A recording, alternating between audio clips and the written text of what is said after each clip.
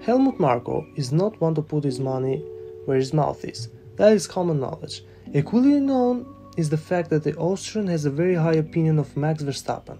For instance, the Red Bull advisor thinks he is the best driver on the grid, he told OE24. On the other hand, Sergio Perez cannot match the speed of Dutchman Max Verstappen.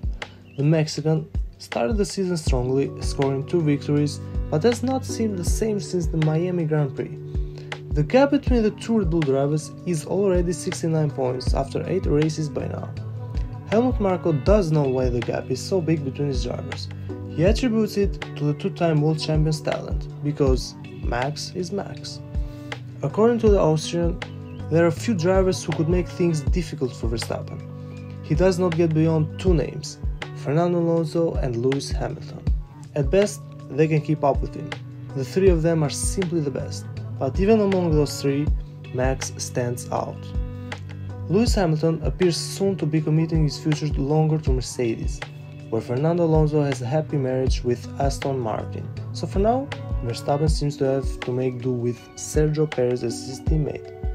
The combination of Red Bull and Honda currently dominates Formula 1. After the 2025 season, the successful partnership will come to an end. From 2026, Red Bull Racing will be a factory team when it will use a self-built powertrain. Christian Horner, Red Bull team boss, is looking forward to this new chapter in the Austrian team's history. In Canada, Max Verstappen took his 41st career win, which also meant that his employer could celebrate a milestone. In a relatively short span of 14 years, Red Bull has managed to win 100 Grand Prix.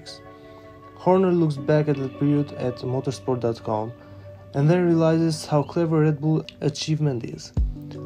It's only when you stand back and look at what's been achieved, so at some point that will inevitably happen, Horner said.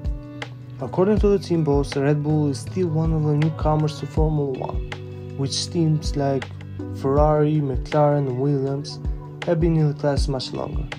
Moreover, Red Bull is definitely not done. As the team continues to grow, it will soon start producing power units in-house. There's probably a lot of people that think we're gonna fall on our face by picking that road, but believe me, there's determination within this group to make sure that it succeeds.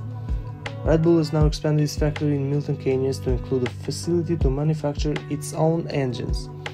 The first Red Bull powertrain is already run on the test bench, while Honda will switch to Aston Martin from 2026. Thanks for watching and don't forget to subscribe for more from the Formula 1 world.